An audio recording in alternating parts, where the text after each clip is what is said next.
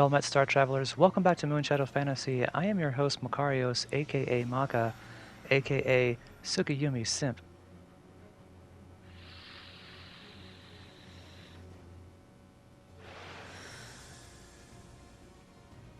I had to.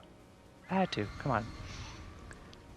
Anyway, Tsukuyomi is Pan. Level 90 Unsynced Guide. I highly recommend that you bring a party of 4. For many reasons.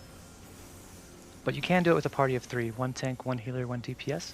Though 4 will save you a lot of pain. Haha. At the very beginning of the fight, like most Primal, she's going to do a raid-wide damage. Followed by either a gun or spear attack. If it is a gun, simply stack behind her together.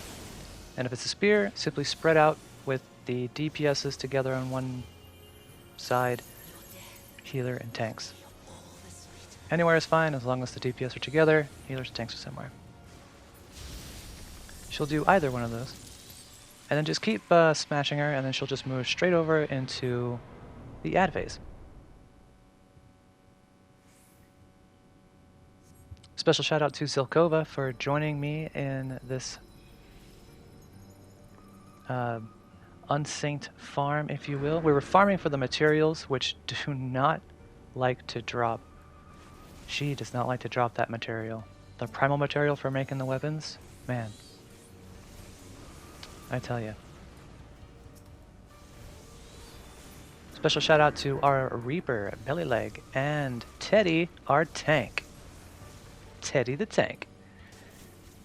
Thanks for helping us do this. During ad phase, it's not necessary to tank the ads, get them away from the other party members. Just tank and spank them all. They'll all die within 1 hit anyway. Typically. Once upon a time, that suffering bar down there at the bottom left corner, that you didn't want that to hit 100, but now it's yeah, rare to even see 30. Kill Xenos for the 8th time. Of course, this is just all in her head. We can relate, right, everybody? To the traumas in our head, fighting our inner demons. That's a daily basis with most of us, right?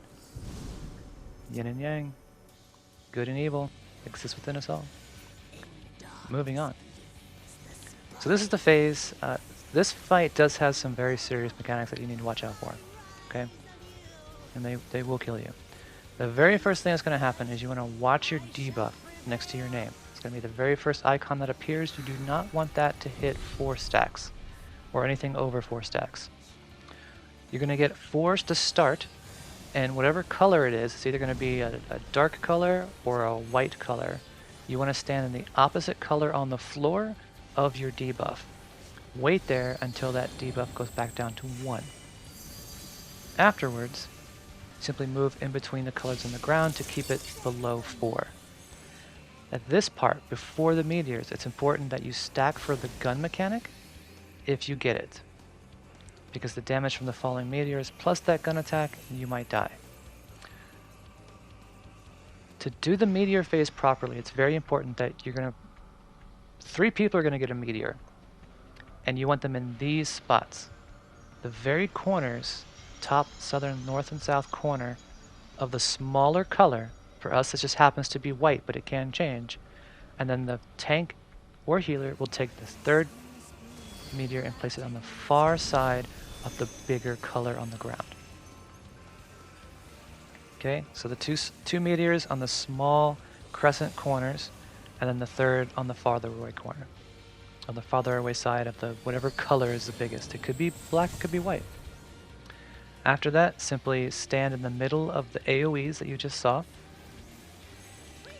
And then, if you did the meteors right, the last puddle should be the color that you need for everyone to get that their stack of 4 by this time back down to 1, and everyone will live through that meteor phase. Next is going to be moon and attack. So remember this. Your moon colors are going to be either black or white. If it's black, you're going to go in, white, out, and watch her boss attack move. If it's bright, stand on her right, and if it's dark, go to her left. She'll do any number combination of these.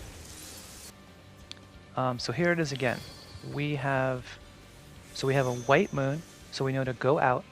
You look at her attack bar, it's bright, so we know to go to her right. So we're just out and to her right. And then that's it. Just remember those things. Bright is right, dark is left. Black moon in, white moon out. That's it. That is the fight. Hardest part is the meteors and just remembering those last things. A lot of it you can cheese and just res people up, but it's best to just, for timing and farming, to know these mechanics. I hope you guys found this helpful and enjoyable as much as I did. Thank you very much for watching, everybody. I wish you the best in RNG luck, especially when it comes to those primal materials. I can't wait to see you on the next one. Thank you very much for watching. Maka is out.